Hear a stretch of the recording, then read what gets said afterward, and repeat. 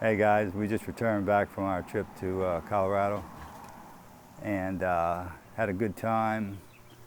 We spent about a week with my friend up there that's working in Leadville at a mine up there that's 10,200 feet.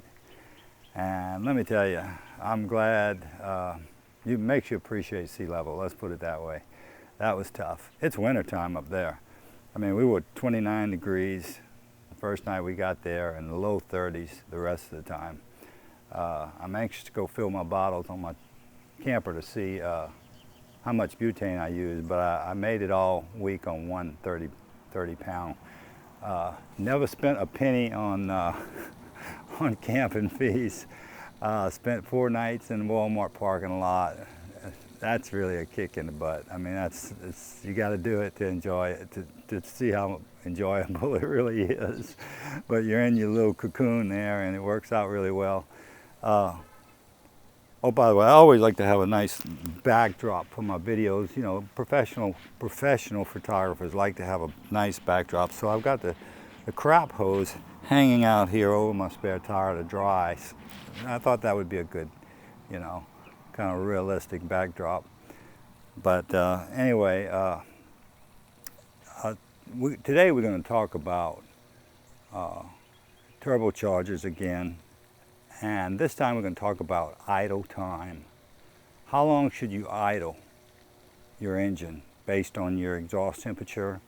Or for the average person who's not looking at gauges like I am all the time,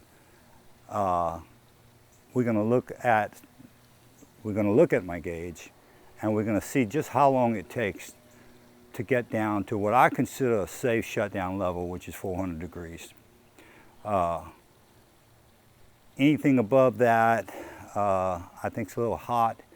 You never want to shut your engine down when you just pull off the road to refuel, or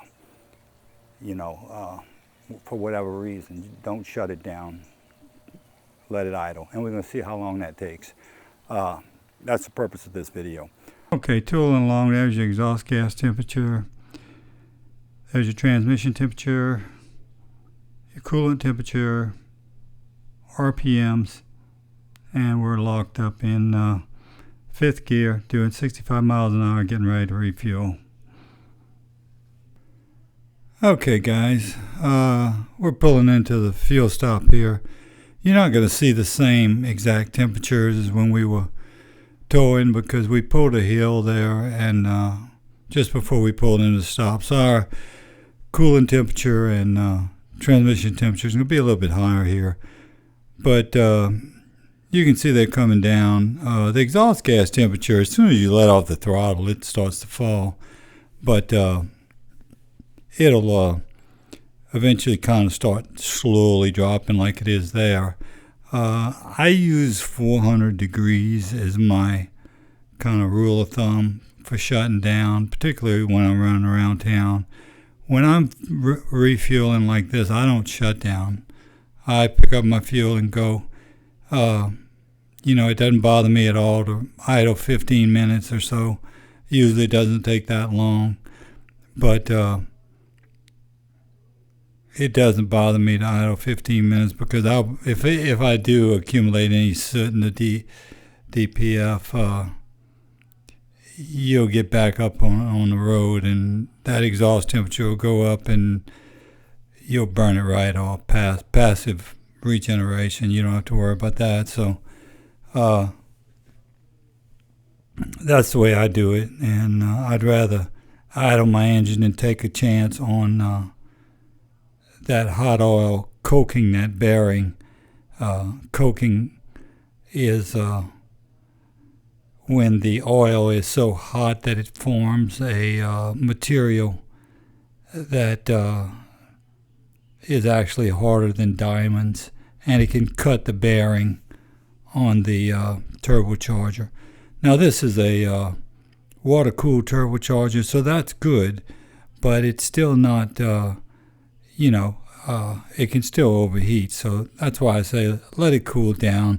Now you can see here that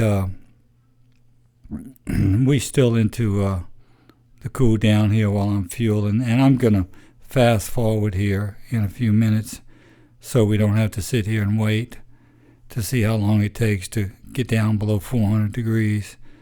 I have a friend that he's a young fella, nice guy. And he's got, I think, about a 2006 Cummins.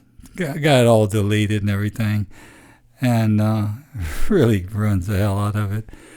But he'll rev that thing up and then shut the ignition off. And that turbocharger's turning about 300,000 RPMs.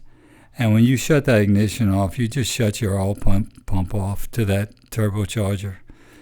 So that bearing's running dry. That's the worst thing you can do, is shut a turbocharger off, shut an engine off, when that turbocharger is spinning faster than just idle speed of the truck.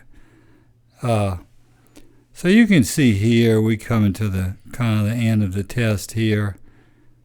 We getting down there. It really starts to slowing down as you get down into your 400s there and whatnot. But I really think it's best when you're towing, or even when you're not towing. If you're on a long trip, let that thing idle for a while. And I'm against just plain old idling when the temperature is cold. The exhaust temperature is cold, but not when you've been towing like that. And I have rather a mild load compared to some of you guys that pull these very big campers. So I hope this helps, guys. Till next time, adios.